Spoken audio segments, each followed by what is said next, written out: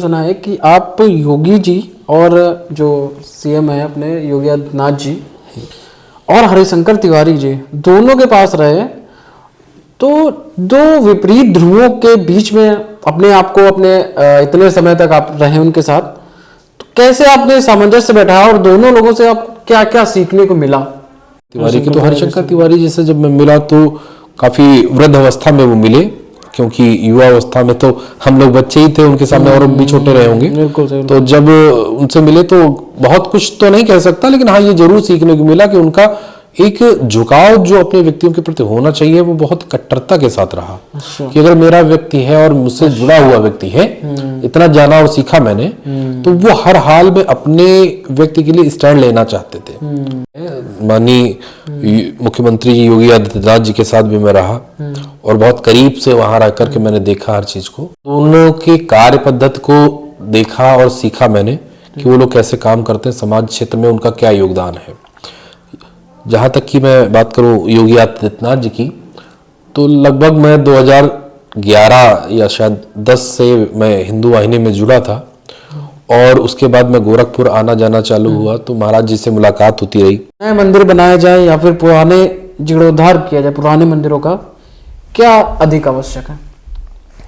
देखिए मेरे हिसाब से तो मंदिरों को अब नए मंदिर बनाने में कोई विशेष नहीं है, लेकिन हाँ कहीं कहीं पे ऐसी जगहें हैं जहां पर लोगों को पूजा पद्धति करने में दिक्कत होती है, नई बस्ती हुई, तो वहां तो ठीक है। लेकिन उससे कहीं बेहतर है जो हमारे पौराणिक मंदिर हैं, उनको अगर जीर्णोद्धार किया जाए, उनकी देखरेख की जाए और हर गांव समाज में एक युवाओं की टोली हो या एक ऐसी टोली हो जो पुराने मंदिरों की देखरेख करे, उनके जो टूटे फूटे मंदिर है उनकी देखरेख करके उनको साफ सफाई की जिम्मेदारी उठाए और उनका जीर्णोद्धार कराती रहे, तो ये मेरे हिसाब से कहीं बेहतर होगा। आज आप कहीं भी जाएं और ये देखें कि पुराने जो मंदिर आपको दिखेंगे, उनका जब आप इंफ्रास्ट्रक्चर देखते होंगे, बनावट उनकी देखते होंगे, तो आपको ये लगता होगा कि कितने उस जमाने में कैसे लोगों ने ये मंदिर बनाए हों। तो देख के बड़ा अंदर से बड़ा अच्छा एक फील आता है। तो कहीं ना कहीं अगर उनको हम रेनोवेट करेंगे, उनको अच्छे से डेकोरेट करेंगे, सजाएंगे, तो बहुत लोगों पे आस्था के साथ साथ और उनको जानने की इच्छाएं भी और बढ़ेंगी। हिंदू समाज अपनी इतिहास को, अपनी पौराणिक विरासत को सीखेगा, पढ़ेगा, जानेगा नहीं, तब तक उसका ऐसा ही पतन और आगे तक होता रहेगा और होगा।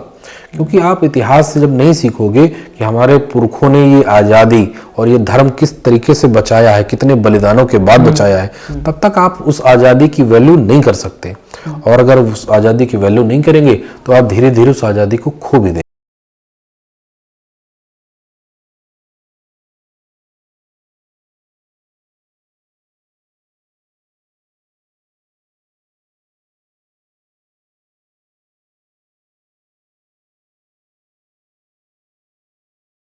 नमस्कार दोस्तों, इन फॉलो टॉक्स के एक नए पॉडकास्ट में आपका बहुत बहुत स्वागत है। आज के इस पॉडकास्ट में हम चर्चा करने वाले हैं वर्तमान परिप्रेक्ष्य में जो हिंदुत्व की परिपाटी है और जो हिंदुत्व से रिलेटेड सामाजिक मुद्दे हैं या फिर जो भी सामाजिक कार्य हैं, उन पर आज के इस पॉडकास्ट में चर्चा होगी। और आज के इस पॉडकास्ट के लिए हमारे साथ बहुत खास मेहमान हैं। सबसे पहले मैं उनसे आपको रूबरू कराता हूँ, उनका परिचय आपको देता हूँ। तो रघुवंश मठ त्रिवेदी जी, रघुवंश जी आपका बहुत बहुत स्वागत है इनफॉर्मल टॉक्स के इस पॉडकास्ट में। बहुत बहुत धन्यवाद आपका। रघुवंश भैया के बारे में आपको बताऊं कि रघुवंश जी लगभग 1.5 दशक से अधिक 9 जनपद में हिंदुत्व के लिए कार्य कर रहे हैं, सामाजिक कार्य कर रहे हैं और एक बहुत प्रभावशाली छवि भैया ने अभी अपने कार्य से बनाई हुई है। तो आज हम भैया के साथ पॉडकास्ट में कई सामाजिक विषयों पर और हिंदुत्व के परिपाटी को जैसा कि मैंने आपको बताया, आज हम इस पॉडकास्ट में चर्चा करेंगे। रघुवंश जी, पहला क्वेश्चन मेरा यही है कि आप अभी वर्तमान में किस संगठन के किस दायित्व का निर्वहन कर रहे हैं? देखिए, इस समय मैं संघ के सब और हिंदुओं के सबसे बड़े संगठन विश्व हिंदू परिषद में काम कर रहा हूँ और वर्तमान दायित्व मेरा है जिला कार्याध्यक्ष विश्व हिंदू परिषद। इससे पहले आप किन किन संगठनों में रहे और क्या आपने बिना किसी संगठन के भी कार्य किया? जी, इससे पहले मैंने कई संगठनों में काम किया है। जैसे मैंने, जब आपने पूछा कि बिना संगठन के काम किया, तो बिल्कुल मैं बिना संगठन के भी काम किया। मैंने लगभग 2007 से और 10 के बीच में जो है बिना संगठन के ही काम किया और हिंदुत्व के कामों में अग्रसर रहता था। और शिवरात्रि में जैसा हमारे यहाँ सबसे बड़ा धार्मिक शोभा यात्रा निकलती है, तो उसमें बाइक जुलूस निकालना और सशस्त्र लोगों के साथ उसमें शामिल होना, भंडारे कराना, ये सब में धीरे धीरे शुरुआत होती रही मेरी। फिर 2009-10 की कार्यकाल में आकर मैं हिंदू वाहिनी से जुड़ा। हिंदू वाहिनी के बाद मैंने लंबा कार्यकाल हिंदू वाहिनी में किया और हिंदू वाहिनी में मैंने लगभग 9-10 से शायद 2016 तक काम किया। उसके बाद मैं बजरंग दल में शामिल हुआ, बजरंग दल नगर संयोजक, फिर जिला संयोजक, फिर विभाग संयोजक होते हुए मौके पे मैं वर्तमान में विश्व हिंदू परिषद के दायित्व निर्वहन कर रहा हूँ। आपने इस कार्य के लिए, हिंदुत्व के और सामाजिक कार्य करने के लिए कैसे विचार किए, कैसे आपको प्रेरणा मिली?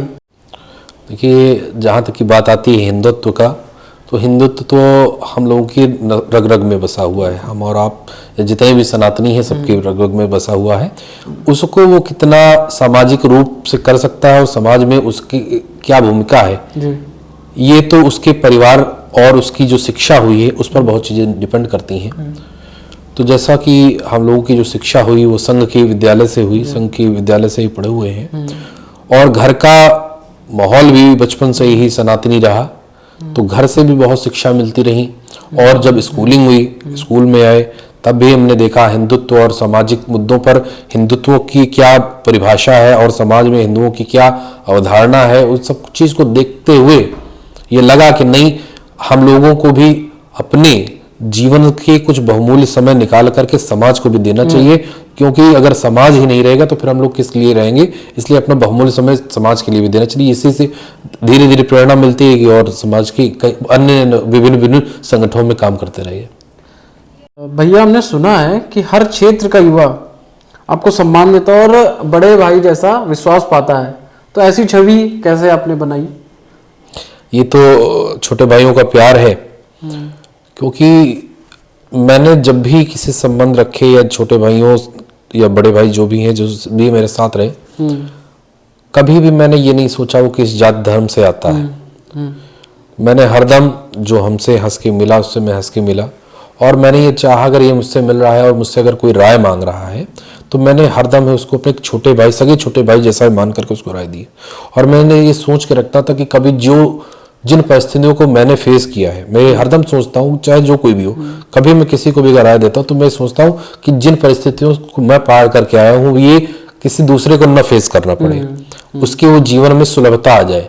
अगर मेरी 4 बातें बताने से उसके जीवन में उन कठिनाइयों से वो बच सकता है तो मैं चाहता हूँ उसको, उसी का ये परिणाम है कि छोटे भाई आज भी जितने हैं वो सब मुझे प्यार से दादा ही दादा कहते हैं और ये मानते हैं और ये विश्वास रखते हैं कि वो बड़े भाई से ही जैसा अपना प्यार पाएंगे और स्नेह पाएंगे मुझसे। भैया, हमने सुना है कि आप योगी जी और जो सीएम है अपने योगी आदित्यनाथ जी और हरिशंकर तिवारी जी दोनों के पास रहे, तो दो विपरीत ध्रुवों के बीच में अपने आप को अपने इतने समय तक आप रहे उनके साथ, तो कैसे आपने सामंजस्य बैठाया और दोनों लोगों से आपको क्या क्या सीखने को मिला? बिल्कुल आपकी बात सही है। माननीय मुख्यमंत्री जी योगी आदित्यनाथ जी के साथ भी मैं रहा और बहुत करीब से वहां रह करके मैंने देखा हर चीज को, और बाबा हरिशंकर तिवारी के साथ भी रहा, उनके हाथे पर भी रहा और उन दोनों के कार्य पद्धति को देखा और सीखा मैंने कि वो लोग कैसे काम करते हैं, समाज क्षेत्र में उनका क्या योगदान है। जहाँ तक कि मैं बात करूँ योगी आदित्यनाथ जी की, तो लगभग मैं 2011 या शायद 10 से मैं हिंदू वाहिनी में जुड़ा था और उसके बाद मैं गोरखपुर आना जाना चालू हुआ तो महाराज जी से मुलाकात होती रही। तब तो शायद ही कोई महाराज जी को जानता हो, राजनीतिक के बड़े बड़े धुरंधर तो जरूर जानते थे कि आम जनमानस उनको नहीं जानता था। आम जनमानस तो उनको 2017 की जो चुनाव कैंपेन में जो उन्होंने निर्णायक भूमिका निभाई, इससे ही लोगों ने उनको जाना। और मैं जब जुड़ा हिंदू वाहिनी में, उसके माध्यम से महाराज जी के पास आना जाना हुआ और वहां पर भी कई सारे हमारे मित्र बने, जो हिंदू वाहिनी संगठन में भी बहुत सारे सीनियर मित्र बने। उनके माध्यम से मैंने कार्य पद्धति को देखा, सीखा, जाना कि इतने बड़े जो लीडर होते हैं वो कैसे बनते हैं और कैसे उनकी कार्य पद्धति होती है। आप बात कर रहे हैं बाबा हरिशंकर तिवारी की, तो हरिशंकर तिवारी जी से जब मैं मिला तो काफी वृद्ध अवस्था में वो मिले क्योंकि युवा अवस्था में तो हम लोग बच्चे ही थे, उनके सामने और भी छोटे रहे होंगे। बिल्कुल सही। तो जब उनसे मिले तो बहुत कुछ तो नहीं कह सकता, लेकिन हाँ ये जरूर सीखने को मिला कि उनका एक झुकाव जो अपने व्यक्तियों के प्रति होना चाहिए वो बहुत कट्टरता के साथ रहा। अच्छा। कि अगर मेरा व्यक्ति है और मुझसे जुड़ा हुआ व्यक्ति है, इतना जाना और सीखा मैंने, तो वो हर हाल में अपने व्यक्ति के लिए स्टैंड लेना चाहते थे। और यही हमको उनसे सीखने को मिला। महाराज जी से भी यही मुझे सीखने को मिला। महाराज जी का मैं जब देखा, मैंने जुड़ा उनसे, तो महाराज जी और उनमें दोनों में एक समानता मुझे यही दिखी कि वो अपने कार्यकर्ता और अपने लोगों के प्रति विशेष, उनके मन में एक अलग कोने में एक विशेष स्नेह होता था कि मेरा कार्यकर्ता है और मेरे से संबंधित व्यक्ति है, तो उसके लिए मुझे कुछ विशेष ही करना और उसके बचा के रखना अन्य किसी भी परिस्थिति में। अभी हम आपके व्यक्तिगत थोड़ा सा क्वेश्चन आपसे पूछेंगे। समाज में आपका, आप जैसे जनपद में आप कई लगभग 1.5 दशक से कार्यरत हैं, आपका क्या समाज में या फिर जनपद में ऐसा कोई विशेष योगदान है, उसके बारे में बताना चाहेंगे हम लोगों को? अब विशेष क्या, मैं अपनी उपलब्धियों के बारे में आपको बताऊं, थोड़ा सा ही मैं बताना चाहूंगा। जैसे कि अब हाल फिलहाल में आप शिवरात्रि आने वाली है, शिवरात्रि जी, तो इसको आप विशेष तौर पर ले सकते हो और मैं अपने जीवन की इसको एक उपलब्धि भी मान सकता हूँ। क्योंकि जब हम लोग इसमें जुड़े थे तब यहाँ पर सिर्फ झांकियां ही आती थी। मुझे याद है 2007 और 8 का दौर कि जब ये झांकियां आती थी तो लोग बाग ट्रालियों में, झांकियों में सजा करके लाते थे, शंकर पार्वती और भगवान की सब रूपों को बना के लाते थे। लेकिन मैंने देखा कि मैं इसमें अलग क्या कर सकता हूँ, तो उस समय मेरे एक मित्र के साथ मैंने ये योजना बनाई कि क्यों ना हम लोग इसमें बाइक से जुड़े आकर के। बहुत कम उस समय चलन होता था, तो हम लोगों ने उस समय एक बाइक यात्रा का रखा कार्यक्रम। तो मेरे उस समय के मित्र थे, उसका नाम देखिए मैं भूल रहा हूँ, हाँ विक्की कुशवाहा, वो जो अब इस दुनिया में नहीं है, एक दुखद घटना में उनकी हत्या हो गई थी उन्नाव में, तो वो थे। और अंशु यादव हुए और अरविंद कर हुआ, ठीक है। ऐसे बहुत सारे मेरे पुराने मित्र थे जिन्होंने मेरे साथ कंधे से कंधा मिलाकर मेरी टीम को खड़ा करने में या सहयोग करने में बहुत मदद की। क्योंकि उस समय तो आप मानेंगे नहीं, 2007 वात की घटना है, उस समय हम लोगों ने करीबन 70-80 बाइक से जुलूस या पहली यात्रा निकाली। तो उस समय बाइकों का चलन इतना आज के जैसा नहीं था, हर युवा के पास बाइक नहीं होती थी। पता चला एक बाइक उसके घर में है तो पिताजी उसको लेकर गए और वो लाने में अक्षम होता था, अक्षम नहीं हो पाता था। तो बड़ी मुश्किल से हम लोगों ने ये यात्रा इकट्ठा की और धीरे धीरे उसको लाए चलन में। और फिर हमने उसको अपग्रेड किया थोड़ा सा, फिर झंडा, तलवार और त्रिशूल के साथ बाइक यात्रा से हम लोग निकलते थे और शिव शोभा यात्रा में ज्वाइन करते थे। इससे युवाओं को बहुत प्रेरणा मिली और आज उसका बृहद रूप देखते हैं कि उन्नाव में अन्य अन्य कार्यक्रमों में बहुत भव्य रूप से जो बाइक यात्रा निकलती, तो उसको विशेष मैं अपनी उपलब्धि के रूप में मानता हूँ कि मेरे कारण या ईश्वर ने ऐसा मुझे उसका साधन बनाया कि लोगों से ने उससे मुझसे प्रेरणा ली और उस चीज को आगे कर रहे हैं। भैया हम लोग देखते हैं एकेडमिक क्वालिफिकेशन आज के लिए समाज में बहुत इंपॉर्टेंट हो जाती है, किसी भी पेरेंट्स के लिए उसके बच्चे को दिलाने के लिए एकेडमिक क्वालिफिकेशन खास करके। अब देखते हैं एकेडमिक क्वालिफिकेशन और शिक्षित होना, इन दोनों में क्या अंतर है और सुशिक्षित कैसे कहेंगे एक व्यक्ति को? बिल्कुल, जैसे कि एकेडमिक क्वालिफिकेशन का कहें तो एकेडमिक क्वालिफिकेशन आपको लेना अनिवार्य है। आज के इस भागते हुए दौर में और कंपटीशन के युग में आप अगर एकेडमिक क्वालिफिकेशन ही नहीं रखते होंगे तो आप किसी भी कंपटीशन में बैठ ही नहीं सकते। क्योंकि अगर आपको वहां पर एकेडमिक क्वालिफिकेशन ही नहीं है तो आप फॉर्म ही नहीं फिल कर सकते। और एकेडमिक क्वालिफिकेशन तो आपको विद्यालय से, किताबों के माध्यम से, गुरुजनों के माध्यम से आपको स्कूल में सीखने को मिल जाती है। लेकिन अगर आप शिक्षित नहीं हैं, शिक्षित का मतलब ये होता है सिर्फ किताबी ज्ञान होना ही आवश्यक नहीं है। किताब के साथ साथ आपको व्यावहारिकता का भी ज्ञान होना चाहिए, बड़ों छोटों का कैसा सम्मान होना चाहिए, समाज में आपकी क्या एक उपयोगिता है, समाज में क्या आपकी जिम्मेदारियां हैं, उसका भी बोध इंसान को होना चाहिए। एकेडमिक क्वालिफिकेशन के साथ साथ आपको ये चीजें बिल्कुल आनी चाहिए। क्योंकि आप देखते होंगे बहुत सारे बच्चे ऐसे होते हैं जो बहुत हाई फाई एजुकेटेड होते हैं और अपने माता पिता का भी वो घर में सम्मान नहीं कर पाते, जिसका रोना अक्सर हम लोग न्यूज चैनल या टीवी चैनलों के माध्यम से सुनने मिलता है। आपको मैं टोकना चाहूंगा, क्या अभी जो कंट्रोवर्सी हो रही है, मैं उसके बारे में जिक्र नहीं करना चाहूंगा, क्या ये उसका उदाहरण हो सकता है? किस परिप्रेक्ष्य में? जैसा आपने कहा कि क्वालिफिकेशन, एकेडमिक क्वालिफिकेशन और शिक्षित, जी, क्या इसका उदाहरण हो सकता है? बिल्कुल हो सकता है भाई। एकेडमिक क्वालिफिकेशन तो आपने अपने जीवन के रोजगार पाने के लिए अपने ले ली, लेकिन शिक्षित होने में यही फर्क है। शिक्षित होने का मतलब ये है कि आपको उन चीजों को भी सीखना है जो किताब में सिर्फ लिखी ही नहीं है, उनको अपने जीवन में धारण करने की भी जरूरत है। बिल्कुल बिल्कुल। तभी आप आपकी जो एक नैतिक जिम्मेदारियां हैं घर परिवार से लेकर समाज तक में, आप उनका अच्छे तरीके से निर्वहन कर सकें। अगर आप शिक्षित होंगे, और ये शिक्षा सिर्फ किताबों से नहीं आएगी, घर के माहौल से और घर के गार्जियंस के माध्यम से भी सीखी जा सकती है। बिल्कुल भैया, वसुधैव कुटुंबकम की परिकल्पना कैसे और किस परिस्थिति में साकार होगी? जैसे देखिए, अपने यहाँ तो ये परिपाटी रही है कि वसुधैव कुटुंबकम की कि संपूर्ण विश्व हमारा है और सभी हमारे भाई बंधु हैं। इसी को लेके वसुधैव कुटुंबकम की धारणा है, तो बिल्कुल होनी चाहिए और है। क्योंकि देखिए, आज भी कहीं पर भी अगर कोई पीड़ित होता है, वो आप विश्व के किसी भी देश की स्थिति देख लें, और वो कहीं भी होता है तो उसको सबसे पहले कहाँ दिखता है? वो सोचता है कैसे भी हम भारत आ जाए।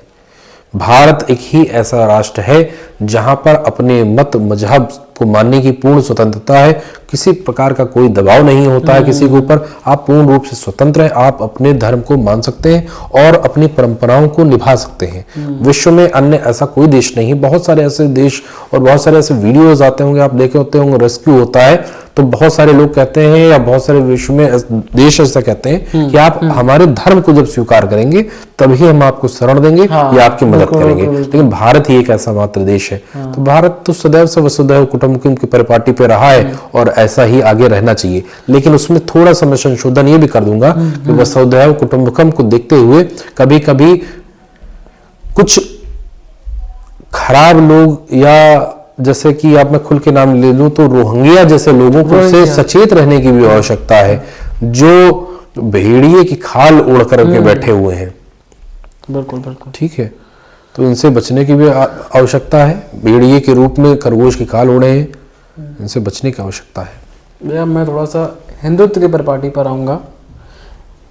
मेरा प्रश्न है अगला कि नए मंदिर बनाए जाए या फिर पुराने जीर्णोद्धार किया जाए पुराने मंदिरों का, क्या अधिक आवश्यक है? देखिए, मेरे हिसाब से तो मंदिरों को अब नए मंदिर बनाने में कोई विशेष नहीं है, लेकिन हाँ, कहीं कहीं पे ऐसी जगहें हैं जहां पर लोगों को पूजा पद्धत करने में दिक्कत होती है, नई बस्ती हो, तो वहां तो ठीक है। लेकिन उससे कहीं बेहतर है जो हमारे पौराणिक मंदिर हैं, उनको अगर जीर्णोद्धार किया जाए, उनकी देखरेख की जाए, और हर गांव समाज में एक युवाओं की टोली हो या एक ऐसी टोली हो जो पुराने मंदिरों की देखरेख करे, उनके जो टूटे फूटे मंदिर उनकी देखरेख करके उनको साफ सफाई की जिम्मेदारी उठाए और उनका जीर्णोद्धार कराती रहे, तो ये मेरे हिसाब से कहीं बेहतर होगा। आज आप कहीं भी जाएं और ये देखें कि पुराने जो मंदिर आपको दिखेंगे, उनका जब आप इंफ्रास्ट्रक्चर देखते होंगे, बनावट उनकी देखते होंगे, तो आपको ये लगता होगा कि कितने उस जमाने में कैसे लोगों ने ये मंदिर बनाए होंगे। तो देख के बड़ा अंदर से बड़ा अच्छा एक फील आता है। तो कहीं ना कहीं अगर उनको हम रेनोवेट करेंगे, उनको अच्छे से डेकोरेट करेंगे, सजाएंगे, तो बहुत लोगों पे आस्था के साथ साथ और उनको जाने की इच्छाएं भी और बढ़ेंगी। तो मेरे हिसाब से तो उनका जीर्णोद्धार होता रहे, वो ज्यादा बेहतर रहेगा। इसमें ट्रेंडिंग में चल रहे हैं ये सारी चीजें, मैं इस पर आज चर्चा करना चाहूंगा आपके साथ। अंतरजातीय विवाह, इंटरकास्ट मैरिज, उसके बारे में क्या विचार है? देखिए, इंटरकास्ट मैरिज सदैव से ही एक बहुत ही जटिल मुद्दा रहा है। जटिल मुद्दा। इस पर अगर आप युवाओं की बात करेंगे तो उनका विचार अलग है, का विचार अलग है। बुजुर्गों से बात करेंगे तो उनका विचार अलग है। विचार अलग है। तो हम लोगों को भी क्या मैं बताऊं, उस पर अब ये मान के चलें कि दोनों लोगों को सामंजस्य बैठाना एक तराजू पर मेढकों को तौलने जैसा है। समाज की परिस्थितियां अब पहले जैसी नहीं रही, बहुत बदलाव आ गया है। जी। और आप देखते होंगे लव जिहाद जैसे मुद्दे हमारे लिए मुंह उठाए खड़े हैं। बिल्कुल से, बिल्कुल से। तो उससे बेहतर ही है कि अगर अपने हिंदू समाज की बेटी है और वो हिंदू समाज के ही किसी योग्य लड़के को अपना जीवन साथी चुनती है और उसमें उसके घर वालों की भी अगर मर्जी शामिल रहती तो मुझे लगता है इसमें कहीं विरोधाभास नहीं होना चाहिए। और अंतर जाति विवाह अगर हो जाता है दोनों की मर्जी से तो इसमें मेरा ये मानना है कि उन दोनों को कर लेना चाहिए। लेकिन एक विषय इसमें और आ जाता है कि एक वर्ग की अपनी राय है कि ऐसे इंटरकास्ट मैरिज हो रही है, तो यदि एक उच्च कुल का व्यक्ति जो है वो किसी, जैसे कहते हैं ना, उच्च वर्ण व्यवस्था की अगर बात करें तो एक उच्च वर्ण का व्यक्ति है, वो क्या अपनी लड़की एक थोड़ा सा निम्न वर्ग में भेज सकता है? बिल्कुल भेज सकता है। आप देखें समाज में बहुत सारे ऐसे उदाहरण हैं जहां पर ब्राह्मणों की लड़कियां और क्या SC ST समाज में हुई हैं और दोनों लड़की के माँ बाप ने कन्यादान तक किया है। बहुत सारे अपने उदाहरण हैं उन्नाव में ही, और उनको सुयोग्य लड़का मिला उसमें कर दिया। और अब बहुत सारे ऐसे भी उदाहरण समाज में है कि ब्राह्मणों या क्षत्रियों की अगर बात कर ली जाए, अगर उच्च वर्ण की बात कर ली जाए तो आप देखिए जाकर के कि अगर आप कचहरी में देखिए जाकर के तो बहुत आए जो डिवोर्स के मुकदमे आते हैं तो ज्यादातर सवर्णों के भी आते हैं, जिनकी माँ और बाप ने अच्छा लड़का देख करके अपने मनपसंद संतुष्ट होकर के कि नहीं ये लड़का मेरी लड़की के लिए बहुत सुयोग्य रहेगा, उसके बाद भी बहुत सारी ऐसी चीजें आती हैं जिनके कारण आज डिवोर्स के मुकदमे फाइल हो रहे हैं और डिवोर्स के मुकदमे चल रहे हैं। तो उस परिस्थिति से बचने के लिए कहीं ना कहीं तो ऐसा होना चाहिए जिसमें लड़का और लड़की की मर्जी हो और लड़का लड़की के सुयोग्य हो। तो अगर वो मर्जी से करते हैं, उसमें माता पिता की अगर इच्छा शामिल होती है तो मेरे हिसाब से अंतर जातीय विवाह ठीक रहेगा। अब मैं थोड़ा सा राजनीति की ओर रुख करूंगा। राजनीतिक परिप्रेक्ष्य में आप जाति वोट बैंक की अवधारणा को किस रूप में देखते हैं? जातीय अवधारणा से मतलब है आपका कि जो पर्टिकुलर जाति अपनी एक विशेष राजनीतिक संगठन। अच्छा, तो देखिए धीरे धीरे क्या हुआ, 2014 के बाद से ये परिपाटी टूट गई है जैसा मैं समझ पा रहा हूँ। 2014 के पहले की धारणा ये थी कि कई कैटेगरीज में बांट दिया गया था सबको, कि जनरल है तो ये भाजपा के होंगे, कांग्रेस के होंगे, ओबीसी हैं तो ये समाजवादी पार्टी के होंगे, और ये दलित हैं तो ये बहुजन समाजवादी पार्टी के होंगे, बसपा के होंगे। 2014 के बाद से आप देखेंगे तो इसका जो जातीय बंधन था वो भारतीय जनता पार्टी ने तोड़ दिया। अगर जातीय बंधन न तोड़ा होता तो 75 सीटें आना यूपी में एक पार्टी की संभव नहीं था, जबकि बिहार और उत्तर प्रदेश को अब जाति का गढ़ मानते हैं। दो राज्य ऐसे हैं जो जहां पर सिर्फ राजनीति जो चलती है वो जात के ही आधार पर चलती है। तो जाति बंधन तोड़ दिए गए। बहुत सारे आप देखते होंगे यादव है वो भारतीय जनता पार्टी में है, बहुत सारे ब्राह्मण क्षत्रिय हैं वो समाजवादी पार्टी में मुख्य पदों पे हैं, बहुत सारे ब्राह्मण बसपा पार्टी में है और बहुत सारे दलित भी भारतीय जनता पार्टी में है। तो ऐसा नहीं है, देखिए अब जाति धारणा मुझे लग रहा है टूट गया है बहुतायत में, लेकिन कहीं हो सकता थोड़ा बहुत हो, लेकिन बहुतायत में टूट गया है। अब मैं थोड़ा सा सामाजिक मुद्दों पे रहूंगा। समाज में लगातार एक ही धर्म संप्रदाय के लोग यूरोपियन सभ्यता से प्रभावित हो रहे हैं, क्या कारण है इसका? नहीं, एक ही लोग कैसे आप कह सकते हैं? मैं तो देखता हूँ हर कोई प्रभावित हो रहा, पाश्चात्य संस्कृति से, वेस्टर्न कल्चर से हर कोई प्रभावित होता है, क्योंकि उनको ऐसा लगता है, समाज में ऐसा अवधारणा बना दी गई है टीवी सिनेमा के माध्यम से कि जो इंग्लिश बोलता है, जो वेस्टर्न कल्चर को अपनाता है, वेस्टर्न लुक्स में रहता है, वो ज़्यादा एडवांस है। तो भीड़ चाल और होड़ में लगे हैं कि हम दूसरे से अपने आप को बेहतर कैसे दिखाएं, इसलिए आदमी कॉपी कर रहा है, पाश्चात्य संस्कृति की ओर आकर्षित हो रहा है और उससे बनकर के अपने आप को दिखाना चाहता है कि मैं अपने आप में अलग हूँ दूसरे से। बस इसका छोटा सा यही कारण है। हम लोग देखते हैं अधिकतर सबसे ज्यादा हिंदुत्व और हिंदू लोग जो हैं वही प्रभावित हो। वो हिंदू इसलिए प्रभावित होता है क्योंकि हिंदू अपने धर्म ग्रंथों को, अपने रीतियों को, अपने सांस्कृतिक धरोहरों को न तो सीखता है न और समझना चाहता है, और उसको घर से भी कभी कभी ये ज्ञान प्राप्त नहीं हो पाता है। तो आधा अधूरा ज्ञान लेकर के वो इधर उधर घूमता है और इसी कारण ये सब चीजें हिंदू समाज के साथ ज्यादा घटित होती हैं। हिंदू समाज से संबंध रखने वाला व्यक्ति वही कहता है कि भगवान नहीं है, गॉड इज नो एग्जिस्ट, ठीक है। लेकिन अब हम लोग बात करें किसी भी अन्य धर्म संप्रदाय की, वो अपने धर्म, अपने आस्था, अपने संस्कारों के प्रति बहुत ही एक तरीके से देखा जाए तो कट्टर है। नहीं, ऐसा नहीं है। दरअसल क्या होता है, हम लोग जिस परिपाटी में रहते हैं बहुतायत में उन्हीं लोगों से मिलना और बैठना होता है, इसलिए ऐसी धारणा है। नहीं तो अन्य समाज में अगर आप बैठे होंगे, अन्य धर्मों में बैठे हुए, तो वहां भी ऐसे लोग होते हैं जो गॉड को नहीं मानते, अल्लाह को नहीं मानते। लेकिन हाँ, ये जरूर कह सकता हूँ कि हिंदुओं में ज्यादा है, बहुतायत हिंदुओं में है, अन्य में बहुत ही कम है, जो देखने को बहुतायत नहीं मिलता ही नहीं है। वही मेरा मतलब था। अभी मैं पूछना चाहूंगा, आज लगातार एक ही संप्रदाय को लोगों का सभ्यता और सांस्कृतिक रूप से पतन हो रहा है, क्या बचा हुआ है? भाई सबसे बड़ा है ये, उसका यही, जैसा मैंने अभी पिछले क्वेश्चन में आपको बताया, जब तक हिंदू समाज अपनी इतिहास को, अपनी पौराणिक विरासत को सीखेगा, पढ़ेगा, जानेगा नहीं, तब तक उसका ऐसा ही पतन और आगे तक होता रहेगा और होगा। क्योंकि आप इतिहास से जब नहीं सीखोगे कि हमारे पुरखों ने ये आज़ादी और ये धर्म किस तरीके से बचाया है, कितने बलिदानों के बाद बचाया है, तब तक आप उस आज़ादी की वैल्यू नहीं कर सकते। और अगर उस आज़ादी की वैल्यू नहीं करेंगे तो आप धीरे धीरे उस आज़ादी को खो भी देंगे। ये भी एक कटु सत्य है। तो दर्शकों, जैसा कि आज आपने देखा, हमने रघुवंश जी के साथ काफी सामाजिक और कई धार्मिक मुद्दों पर भी चर्चा करी। भैया, आपने अपना समय दिया, हमें बहुत ही अच्छा लगा, हमारे दर्शकों को आपसे रूबरू होने का मौका मिला। इसके लिए आपने जो समय दिया उसके लिए आपका बहुत बहुत धन्यवाद। बहुत बहुत धन्यवाद आपका कि आपने मुझे इस लायक समझा कि आप मेरा इंटरव्यू करें, और आपके दर्शकों का भी बहुत बहुत धन्यवाद जिन्होंने धैर्यपूर्वक इस ब्रॉडकास्ट को सुना और देखा। धन्यवाद। दर्शकों, हमारे पॉडकास्ट को लाइक करिएगा और जितना से ज़्यादा हो सके शेयर करिएगा, और आने वाले वीडियो के लिए हमारे नोटिफिकेशन बटन को टैप कर दीजिएगा, जिससे कि हमारे जो नए वीडियो हैं वो आप तक पहुंच सके। तब तक के लिए जय श्री राम।